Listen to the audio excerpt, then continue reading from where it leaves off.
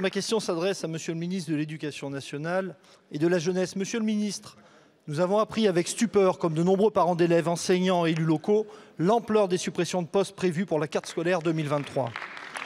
Sur le territoire national, ce n'est pas moins de 1117 postes du premier degré que vous prévoyez de supprimer, à peine compensés par les 450 postes d'enseignants stagiaires, ce qui conduit à 667 suppressions de moyens d'enseignement pour la rentrée scolaire 2023.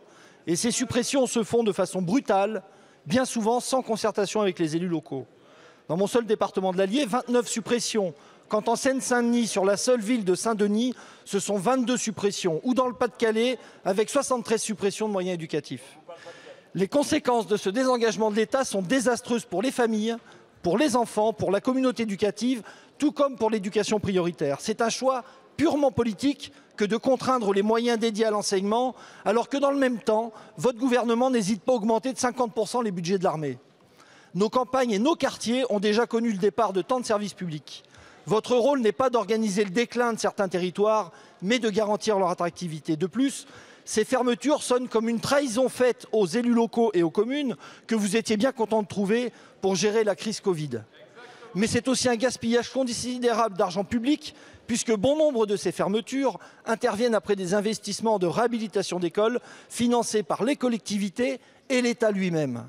La baisse du nombre d'enfants ne peut justifier cette gabegie. D'ailleurs, la France est le pays de l'Union européenne où il y a le plus d'enfants par classe. Monsieur le ministre, il est urgent de remettre l'école au milieu du village et du quartier. Ma question, êtes-vous prêt à un moratoire pour suspendre immédiatement cette carte scolaire 2023 ? Je vous remercie. La parole est à Monsieur Pap Ndiaye, ministre de l'Éducation nationale et de la jeunesse. Merci Madame la Présidente, Mesdames et Messieurs les députés, Monsieur le député Monnet. Le contexte démographique que j'évoquais précédemment n'a pas changé depuis une heure, à savoir moins 500 000 élèves dans l'espace du quinquennat. En ce qui concerne votre département de l'Allier, nous aurons moins 562 élèves à la rentrée 2023.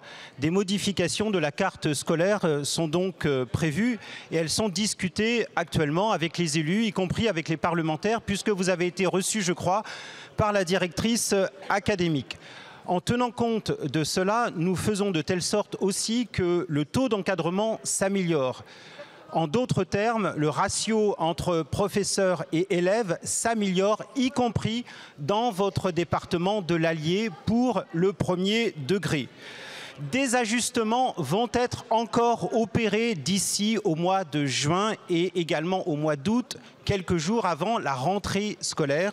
Ces ajustements font que le schéma qui est actuellement présenté n'est pas encore définitif. Je vais regarder en particulier les situations les plus problématiques, y compris dans les départements ruraux comme votre département, avec une attention particulière pour les situations d'éloignement.